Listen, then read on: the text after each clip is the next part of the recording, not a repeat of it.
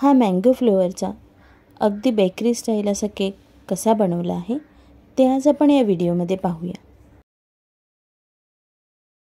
Cake बोर्डवर केकची एक स्लाइस ठेवून त्याला आपण मँगो क्रशने सोक करून घेणार आहोत।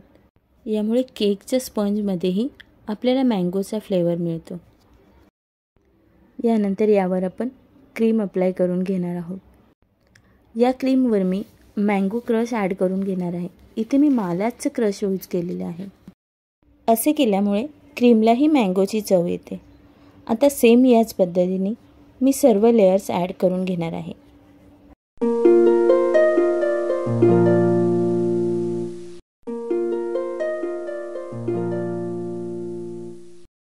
सर्व लेयर्स ॲड करून इथे मी केकची व्यवस्थित फिनिशिंग करून घेतलेली आहे।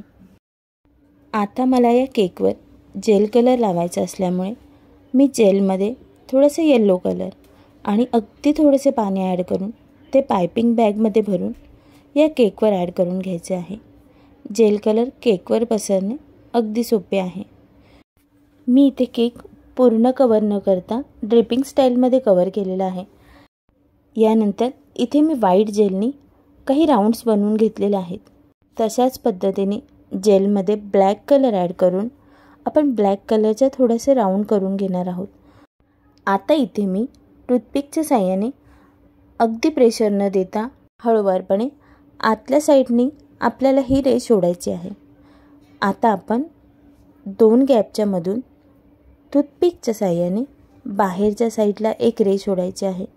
याच्याने छान डिझाइन बनते। शेवटी इथे मी काही चॉकलेटची गार्निशिंग बनवून घेतलेले आहेत ते यामध्ये ॲड करणार आहे। हे चॉकलेटचे गार्निशिंग मी घरीच बनवलेले आहेत। याच पद्धतीने आणि अशा पद्धतीने सर्वात शेवटी यावर एक हॅपी बर्थडेचा टॅग लावला की आपला केक रेडी झालेला आहे। तर अशा केकच्या छान छान आयडियांसाठी रोहिणी स्पेशल रेसिपीला नक्की सबस्क्राईब करा, लाईक करा, शेअर करा आणि कमेंट करून आपल्या प्रतिक्रिया कळवा। आणि आपल्या बिझी शेड्यूलमधून वेळ काढून माझा हा व्हिडिओ पाहिल्याबद्दल थँक्यू।